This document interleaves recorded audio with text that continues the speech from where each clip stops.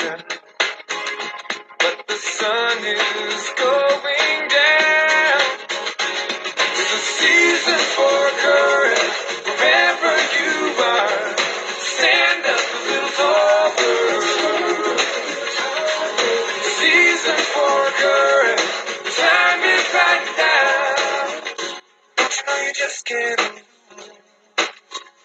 All you gotta do is choose. And it's a season for courage. Season for courage. Season for courage. Season for courage.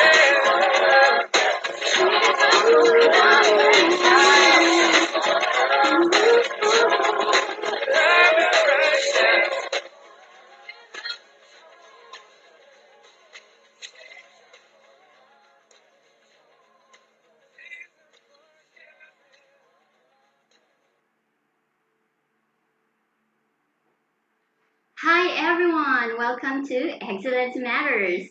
So today we're honored to have with us, we're going to have a live discussion with virtual staffing expert, Daniel Meyer. So Daniel Meyer heads both Sonic Analytics and Sonic VA. They are sister companies that deliver both data analytics solutions and virtual staffing to businesses in the United States and the Philippines. So we're honored to have with us, and we're going to learn more about his story. So let's please join me in welcoming Daniel Mayer. Hello, Dan. How are you today? Hey, good evening. How are you? I am good. It's Awesome. been quite some time. Actually, Dan has been my online associate for the past 8 years. Been a while. And Yes. yeah, it's an honor to be with him today. Thank you. It's my pleasure as well. It's always great to talk about virtual staffing. And of course, I love the Philippines. So anything I can do to help inspire Filipino VAs, people wanting to be a VA, happy to talk about it. Yeah, thank you so much. So Dan, tell me about your story. So it's really not your typical story. I think everyone's got a very unique story, but in my case, it started out with my plans of being a teacher, and I went to college to be a teacher, and thought that would be the path I would take. And I was actually went to college, got a master's degree in education, was teaching at a college in California, and the school went bankrupt mid-year, unfortunately. So I lost my job, and I had to find a job to pay the bills. So I took a job with Wells Fargo Bank, one of the biggest banks in the U.S., thinking it would be temporary. And 15 years later, I left Wells Fargo. So basically, I ended up working in the corporate world. Wasn't my plan, but I learned that I had a skill. When I was at Wells Fargo, I learned that I was really good with data, taking data and using data to be able to help decision makers make good decisions, to make sense of the numbers. And so I kept getting promotions in the bank and doing really cool stuff and getting involved in a lot of projects. And towards the end, I got involved in a project that took me to the Philippines. We were doing some outsourcing of some of our data analysis work to Alabang, actually, to Genpact and Alabang. And so I went there to do some training. And when I was in the Philippines back in 2011, I realized, you know what? I just love it here. I'm going to set up a business here. So I quit Wells Fargo, moved my family across the ocean, and set up my first business in the Philippines. And so my goal was to really do data analytics training for all of the call centers in the Philippines. And I've pretty much done that. I've done, I think last time we counted, over 8,000 analysts I've trained for over 150 companies. So pretty much every big BPO company in the Philippines, if they have analysts, I probably train them. And so I did that for a lot of the last, 8, 9 years now. And as I was doing that, doing doing a lot of my work virtually, I had an office, but I spent a lot of time working on the road. I was traveling a lot. So I had a couple of virtual assistants that were helping me promote my business. And as we grew my business, I realized that maybe I should offer virtual staffing as a product. And about the same time, a friend of a friend asked me to help him set up a virtual team of 6 people to do some back office work, some graphic design, some basic SEO keywording. And within a year and a half, that 6 went to 100. So I added over 100 virtual staff. for a couple different clients. And that's where I'm at now. I have the virtual staffing business where I have about 25 clients here in the US. And I have about 100 employees across mostly the Philippines, but also some here in the US supporting that. So I know about data. I know about how to use data to make decisions. I know how to do that virtually. So that's really my story. It's all about being the nerd, loving the data, but showing people how to not only use data, but virtual staffing to grow their business. Wow, that's great. So, are there challenges that you had or you're having right now in staffing, especially here in the Philippines? You know, it's funny. I have had a couple,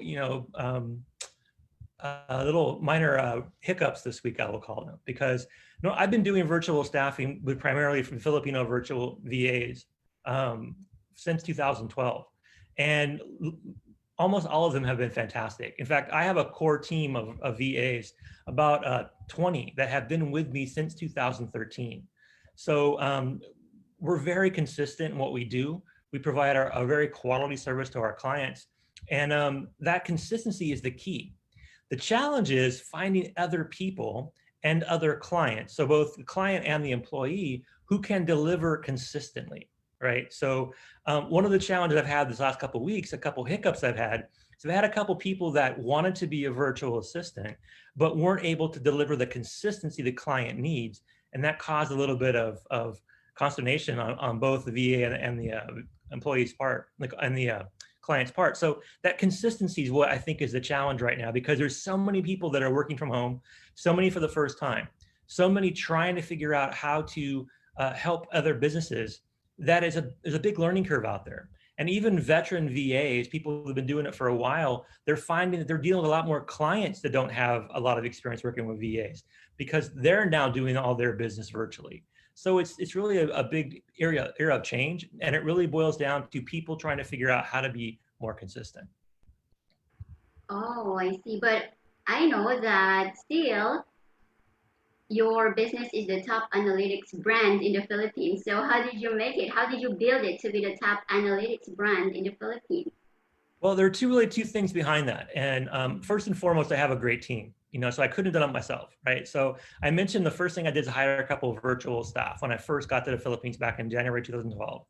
And the idea was that to scale a business, you have to surround yourself with people that can help you do it.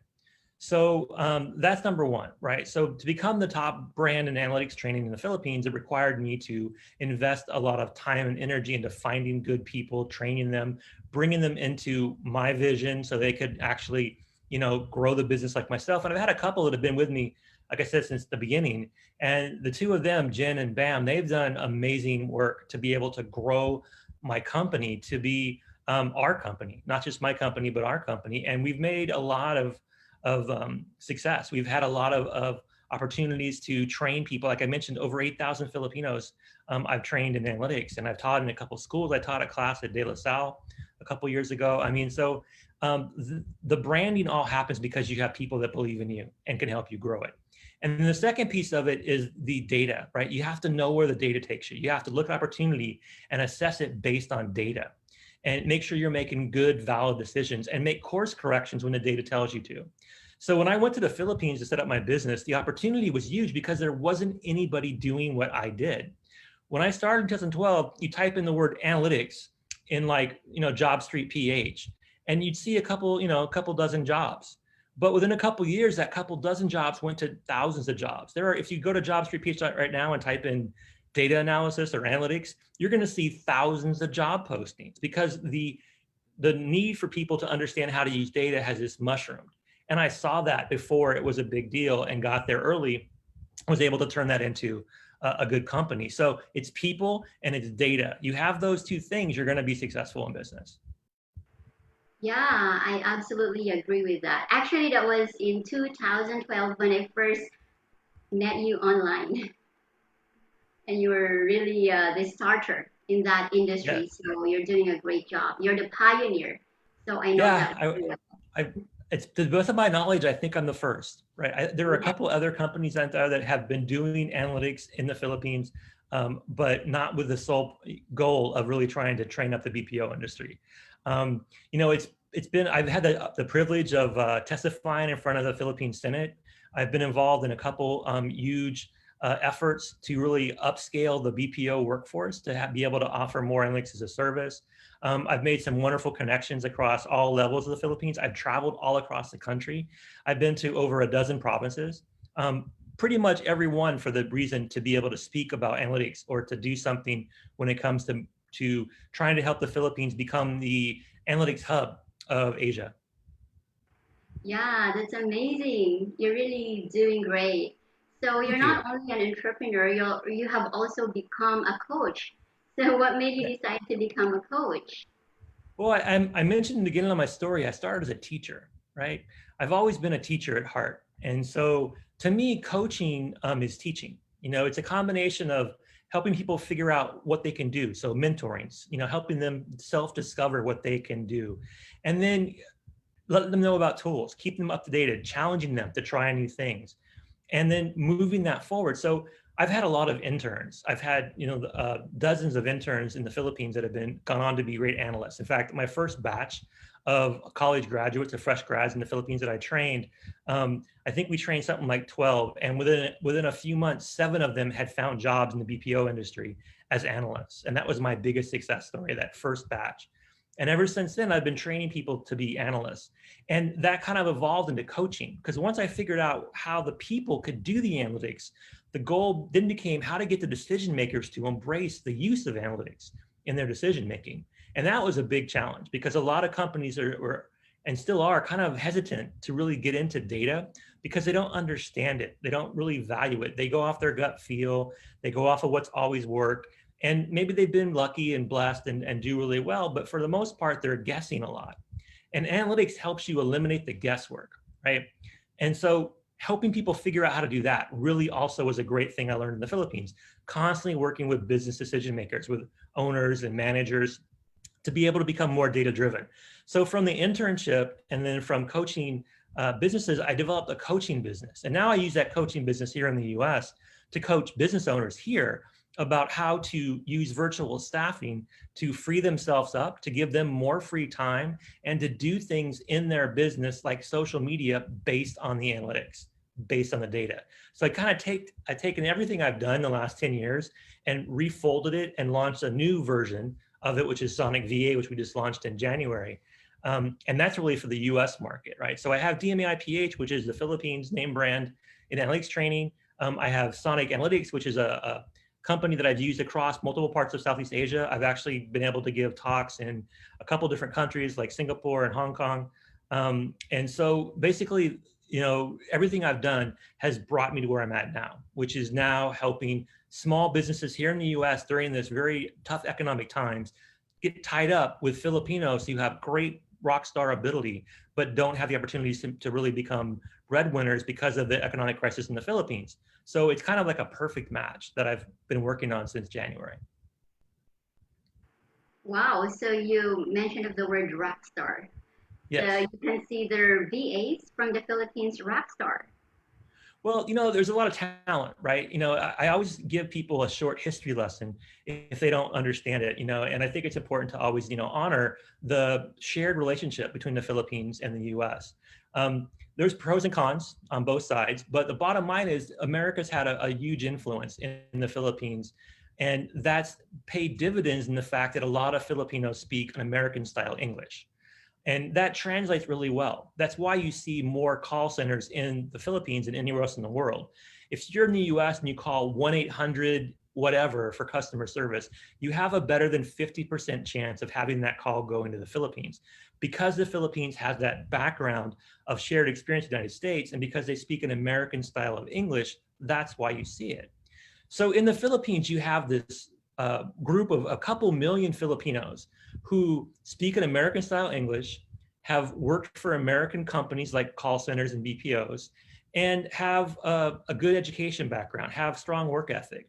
So it's a deep talent pool, one that's very hard to find anywhere else. In fact, it's pretty unique. I think it's the only place to find a talent pool like that. So if you're an American business owner and you're trying to scale your business and you're just too busy to do it yourself, and you need someone to help you post some social media, do some lead generation, maybe manage your CRM and your database, you need someone that you can give directions to. They can understand you easily. They can communicate to your clients in your name effectively.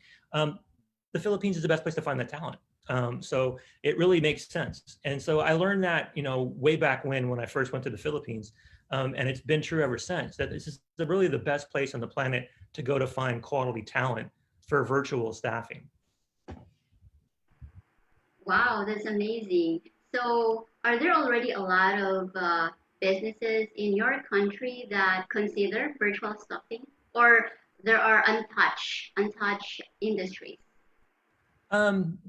Yes and yes. So there are quite a few, but if I had to guess, percentage-wise, way less than half of businesses in the United States have really experimented with trying to use virtual staffing.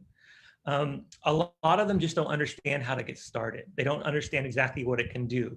They worry that will take a lot of time to onboard someone, to train somebody, and they're worried that it may not work out. So there's a lot of things that mentally stop them from exploring virtual staffing.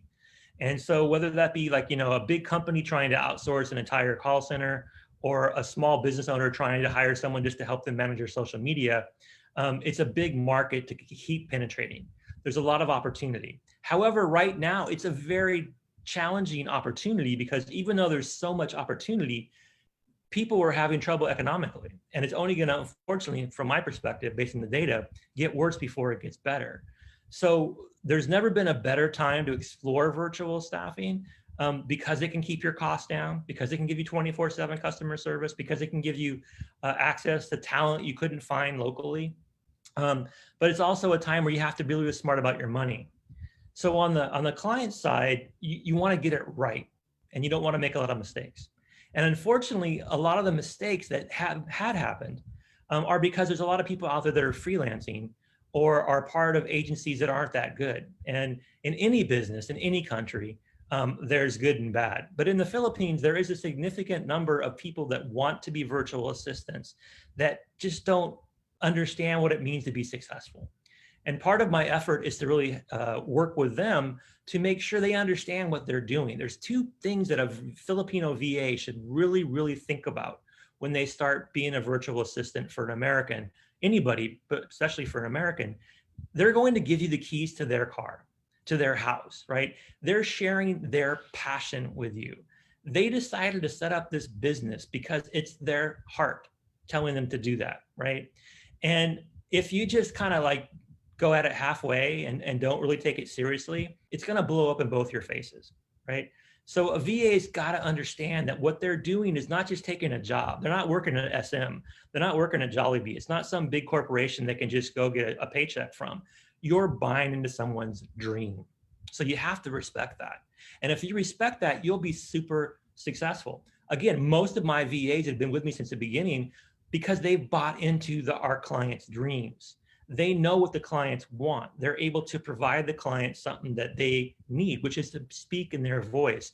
So the second thing that a Filipino VA needs to learn how to do, besides really understanding the dream aspect of what they're buying into, is learning the voice of the client, doing things in the name of the client, doing things like the client would do, because the client's hiring you to be an extension of themselves. And so you have to adapt, you have to adjust. Now, on the whole, Filipinos are very adaptable. We see that with Filipinos work basically all over the world as OFWs. We see Filipinos working in cruise ships.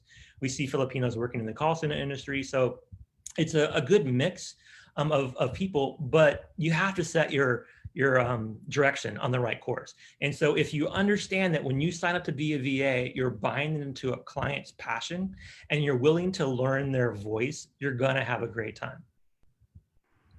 Wow, those are powerful words for VAs.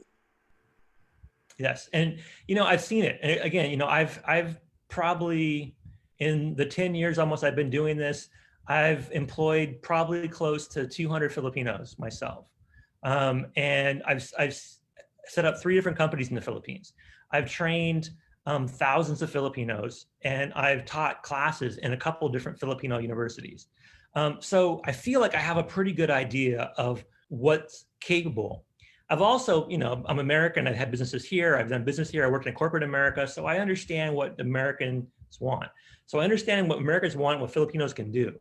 So that's why I feel like I've become pretty successful being a matchmaker to help the American companies find the Filipino talent they need to be able to be more successful. Wow, that's great. So, what are the top in-demand skills that they should consider working on? Sure. So social media is like 90% of it. You know, and when I say social media, most people think of it as just posting things. And you know what? It doesn't work that way. 90% of people think social media is just like post something and that's it, right? It's the engagement. It's what you do before the post, during the post, and after the post.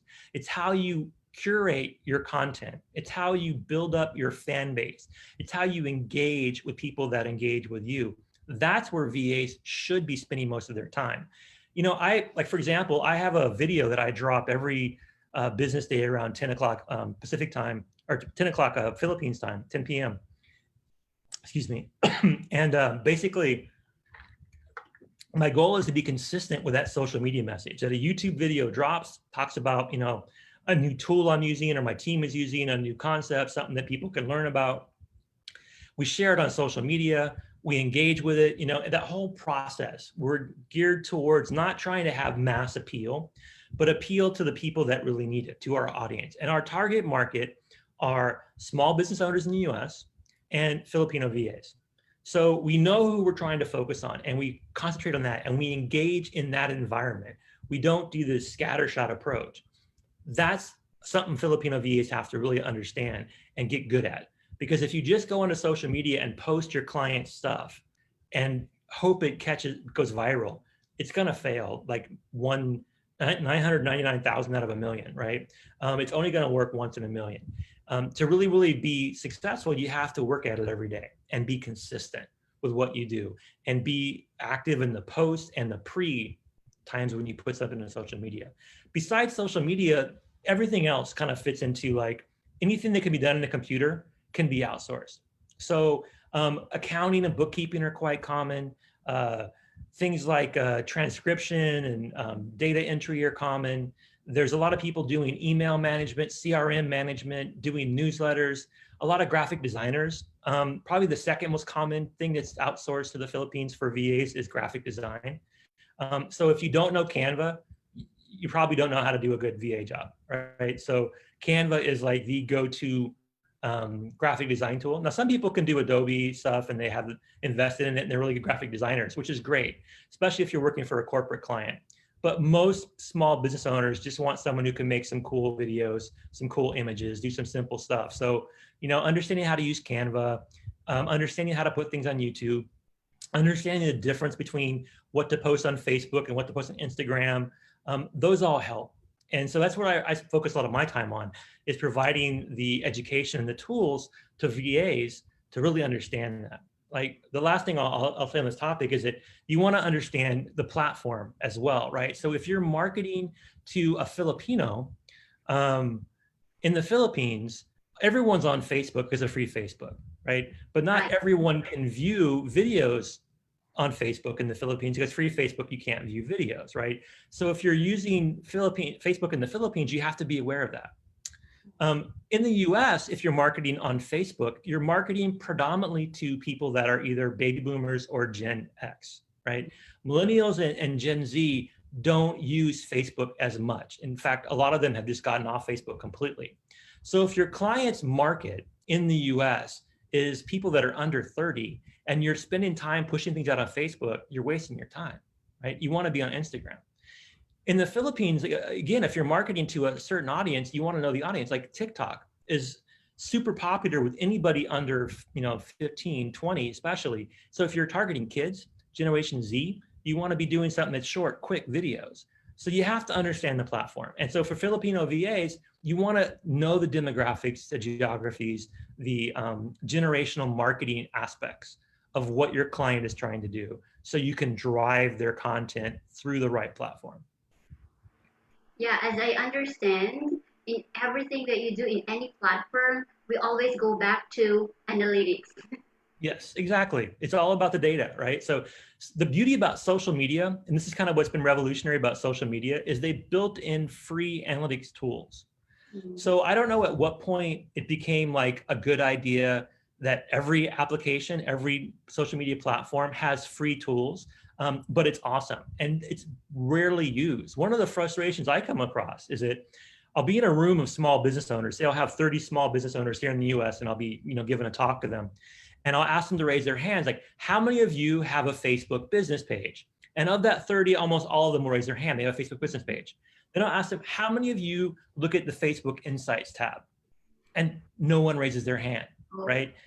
Facebook Insights is like this hidden secret, which is crazy because Facebook Insights, if you don't know what it is, it's a tab on your Facebook business page. If you go to the menu on the left side of the page, you'll see it. And basically it gives you about 12 different visuals of data based on who is following you, who's engaging with you, who's your audience. Like I always, think about this when I'm in the Philippines and I'm doing something for my Philippines company, DMAI.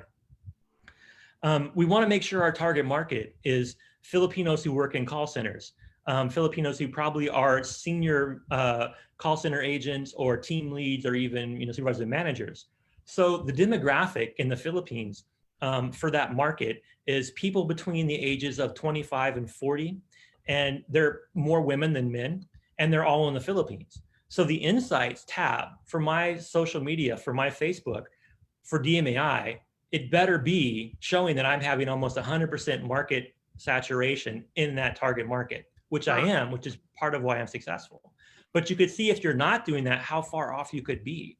Like I was saying before, if you are offering something that's for young, active professionals, like say your client's offering a vitamin supplement, and it's marketed towards people that are active, have an active lifestyle, exercise. It gives them a boost. It's something that's trying to association with people that are really outdoors a lot. If you're marketing that on Facebook, you're wasting your time, right? You should be on Instagram. On the flip side, if you're doing something where you're trying to do women's empowerment for women over 50 or financial investment for people that are thinking about retirement, and it's predominantly women that you're trying to target. If you're a female speaker or a female author or a female business owner and you have a VA working for you, that VA should be on Pinterest, right? You should be posting stuff on Pinterest all the time. So you have to know the demographics behind what you do, and it's all data driven. Right, I agree. It's all data driven. Actually, math was not my favorite subject when I was in school, but knowing your numbers, I've learned today that knowing your numbers lead to profit. Exactly. Yeah, and it's there's no arguing against it. People can try, but it's like arguing that I don't know what's a funny thing like the sky is green or something. I mean, it's like it's not true. I mean, data helps. Data gives you information you should be using. And the best lesson I could think of, is that one time I was in the Philippines and I was guesting on a radio show, and I got a call into the radio show from a farmer in Baguio asking how he can use analytics to help his business. And he's like, he didn't know anything about math. He didn't even finish high school. Like he's got this, traditional Filipino farmer story. And, I thought about it and I go, you're going to need to be able to have someone around you, maybe one of your children or, someone in the neighborhood, someone that can help you with a computer, or a smartphone at least, and to be able to look at the data. Because if you're a farmer in Baguio, you need to know exactly what crops to plant. You need to know exactly what markets to sell to. You need to understand the data so that you're not wasting your time and energy by growing the wrong thing and selling to the wrong marketplace. So even a farmer in Baguio can benefit from analytics. Every business needs to understand their data. Yeah, and you also mentioned of demographics. So even if Yes. we know that one social media site is more popular than the other, it can't mean that your industry or your business or your product or services could be successful in that popular social media site, right? Right. And you can do multiple ones. One of the other things that VA can do, a lot of small business owners don't have the time to invest in using Hootsuite or HubSpot or any of the aggregators like that, where you can aggregate your posts across social media. A lot of them don't know how to automate things, like to auto post. So you have things go out at certain times. A lot of them don't know how to set up autoresponders, on their Facebook business page, so they can have a chat bot answer a lot of basic questions. These are kind of things that VAs can really help a business owner with, right? So if a VA really understands all the different technical aspects that are out there on social media, they can add a lot of value. Again, most people, when they think of social media, they think it's just posting. Both the employee and the employer think that way. And my job is to challenge both of them to think differently so they can have much more success. Right. Anyway, we use the social media to generate leads. So that is the Yes. goal, right? Right. And you got to have a funnel on whatever you're doing, right? There's got to be a call to action. One of the biggest challenges with social media is that we tend to post things and we get too busy to follow up. It's hard to do because you got people that can look at your stuff 24/7 and you can lose track of things. But every time someone likes your post, if you're posting for your business and you're not following up, what are you doing? Why not? Now, if you can't do it because you're too busy, then pay someone to have do it for you, because every time someone likes something you post is a potential business opportunity.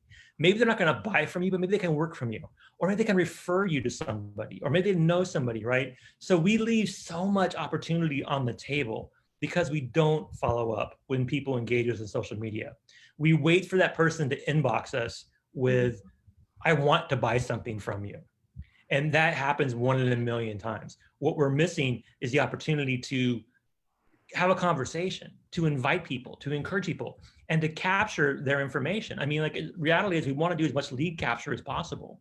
So if you post something on social media and you don't have a link to something that will do a lead capture, why are you really posting it if it's for business, right? You don't always want to come across as trying to sell. You don't want to always come across as being aggressive, trying to get people's information. But even you got to find subtle ways to do that, right? So every time I give a text opt-in, I talk about my website. Even if I'm told I shouldn't sell, I have to be subtle, I can still mention my website, right? Because it's my company, right? So I find ways to be subtle when appropriate to make sure I'm trying to get capture of leads, right? So if you're watching me now and you go to Sonic VA, you can figure out what we do. And if you sign up for our service or inquire, we'll capture your email, which will help us market to you. This is something a VA should be doing with everything they do for a business. If somebody's hiring you to help them grow your business and you're not helping them grow your business with everything you do, then eventually it's not going to work out, right? Again, you don't always want to be aggressive. Sometimes you want to be subtle about it, but you should always be thinking about everything you do. How is this going to drive more business to my client, to my employer? Because if they fail, I'm out of a job. That's what a VA should always be thinking. And I'll add one thing to this right now. I've come across a lot of VAs lately, especially I mentioned before, ones that are kind of new, trying to get into the market. And there's a bit of a mentality among some people that if they don't like it, they'll try something else. And that worked for a long time. And especially if you were a call center agent or worked in the call center industry, it was very much where everything was growing so much that if you didn't like your job, you could hop to another one. Or you could just not work save up your money, get your bonus, quit for a few months, and then go back to work when you're ready. That is really not going to work anymore. That kind of thinking is going to doom you in these days because jobs are going to be fewer and fewer. There's going to be a lot of scarcity in the near term when it comes to opportunities. So if you're a VA and you think the client's too hard, or you don't understand her, you don't want to work hard enough to do it, and you think I'll just find something else tomorrow, you're fooling yourself, right? Opportunity's not going to be there. It's actually going to be harder and harder to find a good VA job. So I'll just give that advice to anybody out there that thinks, oh, it's easy, I'll just find whatever I want. That's not the case. The best VAs, the ones that have been VAs for a while, the ones that are successful, they, again, going back to consistency, they show up for work every day. They don't play games about, oh, I didn't feel well, I had a fever, I didn't want to work today. I mean, if you're working from home, unless you're dying, you should be able to at least put some hours into your job, right? That's the whole benefit of working from home.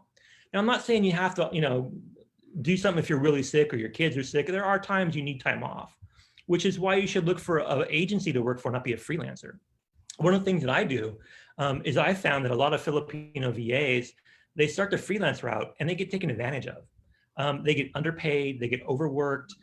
It's inconsistent. They have a lot of challenges with follow-up. Sometimes they get ghosted by the employer and don't get paid. But if you work with an agency like mine, that's not going to happen, right? We vet our clients. We set you on a path to be a home-based employee of ours. Just like office-based, you get 13-month salary, you get benefits. After 6 months, you get a health card.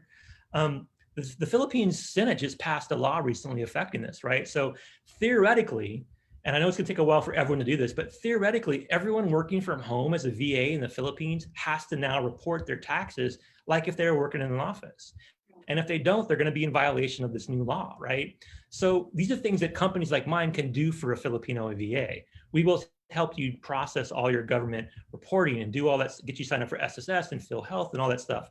So it can be something to mitigate any risk you have. But if you're a Filipino VA and you're freelancing, you may love that freedom, but the Philippines government is looking to find a way to tax you, to make money off of you, because they know that it's a huge part of the population that's going untaxed right now. So something to think about. Wow, I think you know more of Philippine laws than we do, because I remember before there was no category under VA.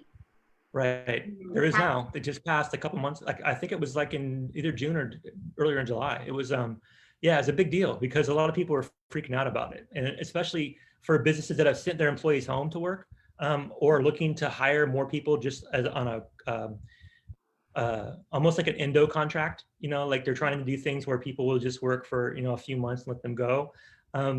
The Philippines government is taking this seriously, you know, and so, like I said, I've had a couple of opportunities to speak to a couple of different people in the Philippines government about this, and I know where they're going with it. Is that they see that going forward, the Philippines is going to become even a bigger hub when it comes to virtual assistants, and it's time for that to come out in the light. It's time for that to be a regularized industry.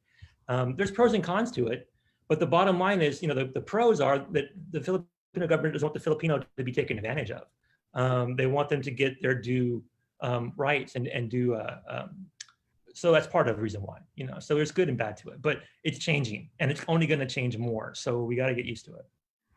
Yeah, I think it's reasonable. It's for our security and safety. So I think the government is also doing a good job with that. Yeah, I joke about I have a master's degree in Philippine business law. I've learned the hard way, you know. I've gone through it all, you know, and I feel, you know, like it's been a good learning. It's been stressful at times. Like if you were to ask me what's the most stressful thing about doing business in the Philippines, it's, you know, trying to register your business is not Right. easy, right? It's a very convoluted process, right? Trying to make sure that you're up to date on BIR and PhilHealth and all those kind of things are a challenge. So I know what it means, right? To do this kind of stuff. So when I talk about it for a Filipino, I've been through it. You know, I've lived it myself. It's not easy, and you need someone to help you do that. So again, if you want to be a freelancer, be a freelancer. But if you want security, long-term stability, you want to stay within in the right side of the government, you probably want to look into working for an agency. I think you're a real Filipino now. You know, I've spent more time in the Philippines than I have in the U.S. the last 10 years. If you count the number of days I've been here versus there, there's more there. And I was supposed to be there actually right now, right? If it wasn't for COVID, I would actually be in the Philippines right now. So. Oh, I see. So I thank you. We thank you for helping a lot of Filipinos. You don't have to thank me. It's a mutual thing. You know, I love it. You know, and I think it's, you know, it's my adopted home. You know, I feel so comfortable there, and there's just so much about Filipino culture that I love. I miss like going to the malls. There's no malls here in the U.S. There's a few, but there's nothing like Mega Mall, right? Mega Mall to me is like, it feels like home when I'm there because I know it so well. And I miss it. You know, I miss a lot of the Philippines. I mean, I make my own caldereta because I have to, but I Wow. miss having really good caldereta, you know, like, and yeah, so, you know, they say it's more fun in the Philippines, and I agree. So. Yeah. Yeah. So with this pandemic, I think a lot of traditional businesses are transitioning to digital Yes. business. So I think there will be more demands in Yes. the VA industry, Yep. right? Yep. And this is where it's going to be tricky because yes, there'll be more demand, but it will also be higher expectations. People will be they'll have a lower threshold for making mistakes. They have to get it right? Because if you're in the US right now, based on some data, 40% of small businesses aren't going to survive the pandemic. At least 40%. That's like a low number, right? So you're talking all the people out there that have set up a small business, if they're doing anything at all right now, they're doing it online. And so a lot of restaurants that are surviving have adapted to be able to do home delivery and curbside pickup. They've buffed out their online options, but they're also having to engage in more online marketing for their business. And they're having to really do more customer appreciation and really ensuring their customer satisfaction through online. So they're looking to do more surveys and do more giveaways and do more things that offer their customers more reasons to come back and buy from them, even though they can't go into their physical location. And then you look at other people that are doing things like business coaching or training or authors or speakers. Their whole way of making money has been turned sideways because now they can't go out in person and do it anymore. They have to do it virtually. So they have to rebrand themselves and redo their entire business structure to do it all online.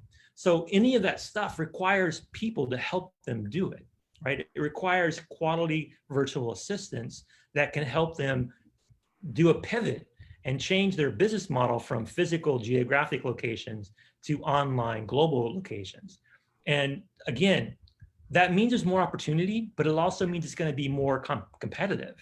Because one of the things in the Philippines right now is I'm seeing is that there's a significant number of the big call centers in the Philippines that have let go of staff, that have released a lot of their call center agents into the job market because the clients are cutting back, because the clients are seeing downturns. I mean, for example, the airlines like United Airlines, American Airlines, the big airlines companies, they're cutting like 40% of their staff. Right. And so what that means is they're cutting 40% of people that are working in call centers as well. So like both United and American Airlines have call centers in the Philippines. So 40% of the people that are working for those two airlines in the Philippines are going to be out of a job. So as these call center agents flood the job market, they're going to be thinking they can be a VA. They're going to make a transition from call center agent to virtual assistant, which is traditional. Most great VAs, if you look at the pedigree of most Rockstar VAs, including most of my VAs, they used to be call center agents. And they moved from being a call center agent to being a VA primarily because they're work from home moms, right? Mm-hmm. They have young children. They wanted to be able to provide for their children and make income while they're at home. They have a call center experience. That's why they went to become a great VA. But now we have like 1 million new applicants in the same job market, right?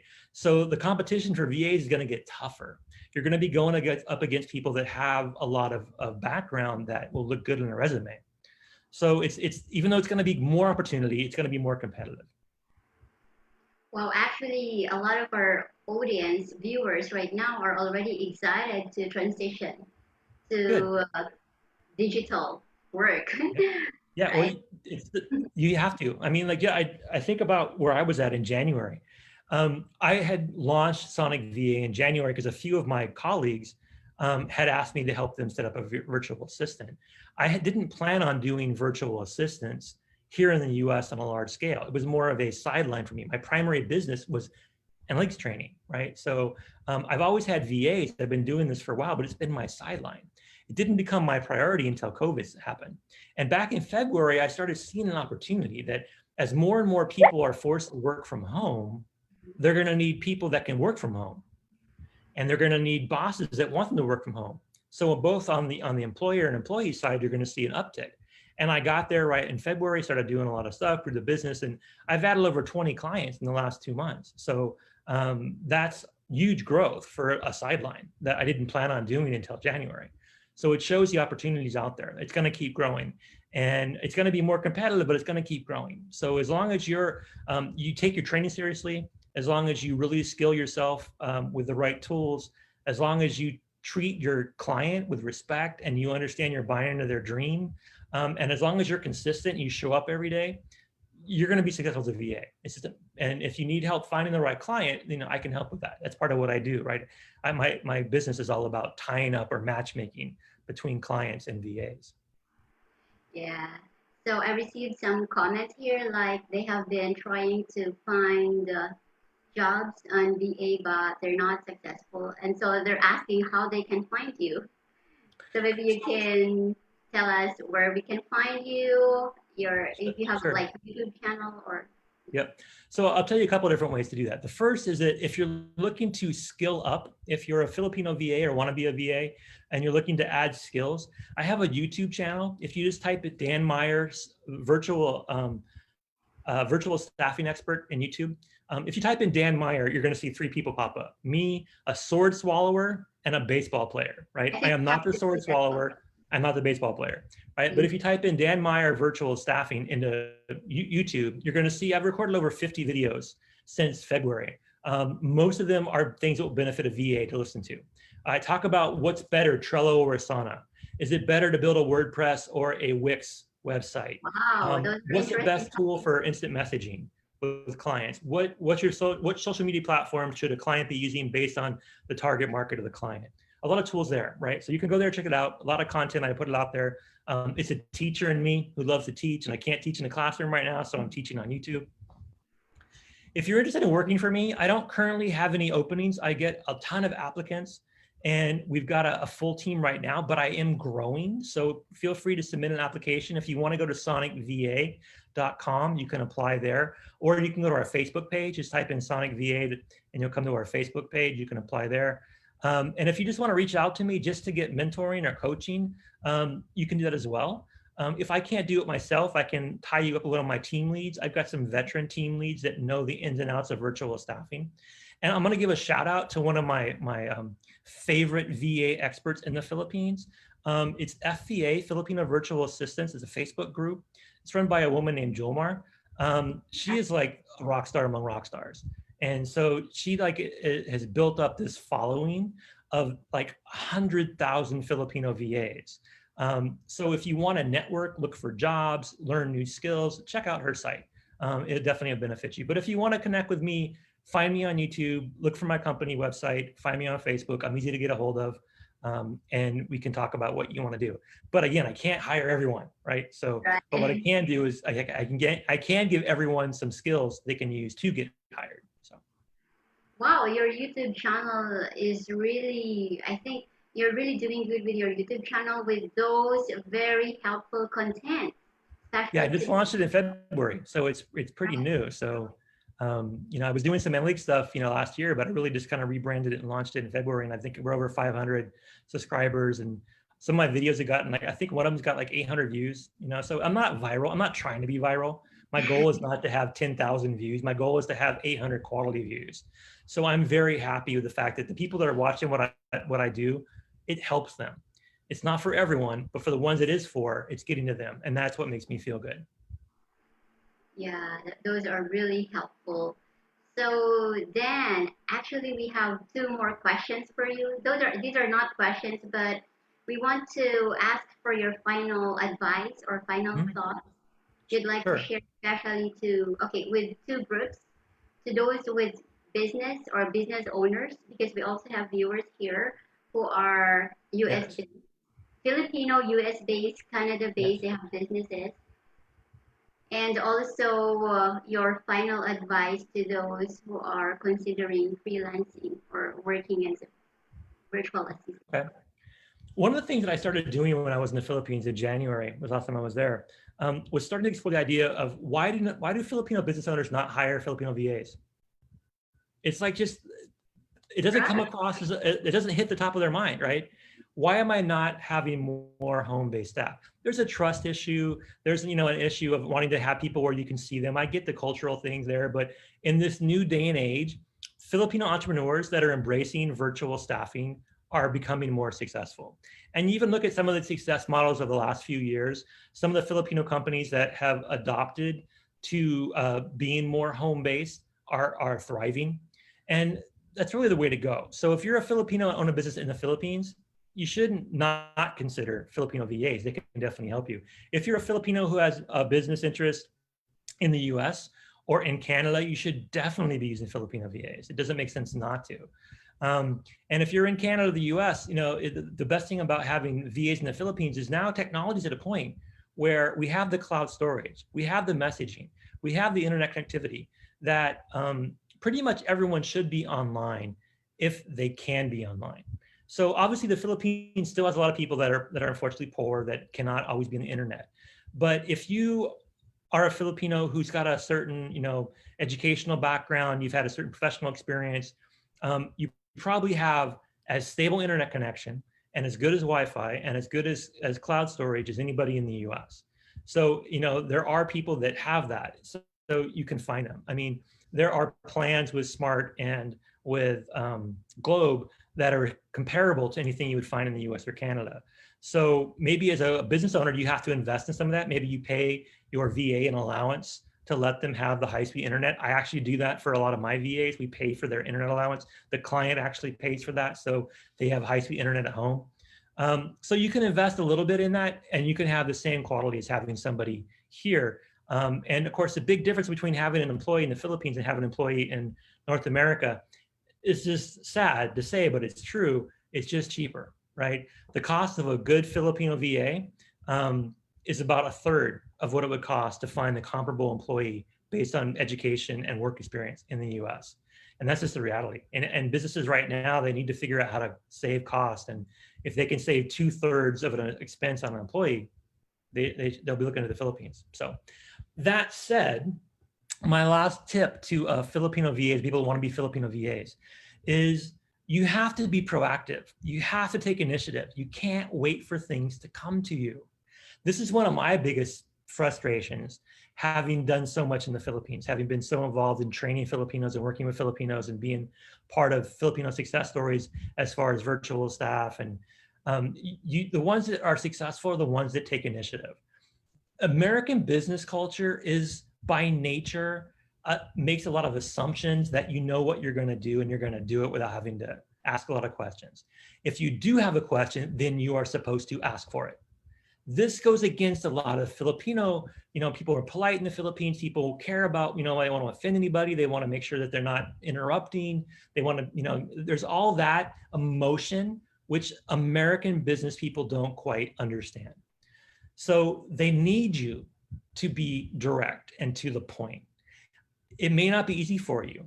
It's one of these things where a lot of virtual assistants, especially Filipino virtual assistants, you're extroverted when you're outside with your friends, but you're introverted when you're working with your client.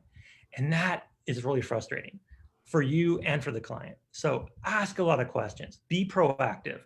I promise you, get out of your comfort zone for a couple weeks, get that initial onboarding period where you understand what the client wants and you guys are in sync, and it's going to be awesome. You're going to have a great experience. You're going to be able to be the breadwinner of your family working from home by supporting other people doing some pretty amazing things. But you can't do that if you don't ask questions, if you are too shy. A lot of people say that the shy is not a word that really exists in the US. People say what they mean, they say it up front, and they're right about it. And in the Philippines, so many people that I talk to, they're shy to talk to a foreigner. You got to get past that if you want to be successful. Wow. I can say that you are an awesome coach, a Thank you. rockstar coach, and a mentor. Yeah, we are so honored and so blessed to have you with us. Thank you. Then we My hope pleasure. to have time with you again next time. We have Sure. actually a lot of questions here, but I think you'd better connect with Daniel Mayer yourself. Yeah. Yeah. Feel And free to reach out. Yeah. I'll answer the questions. Definitely. yeah, thank you so much. Thank you so much, everyone, for watching and joining us. We'll see you again next time. Goodbye. Bye.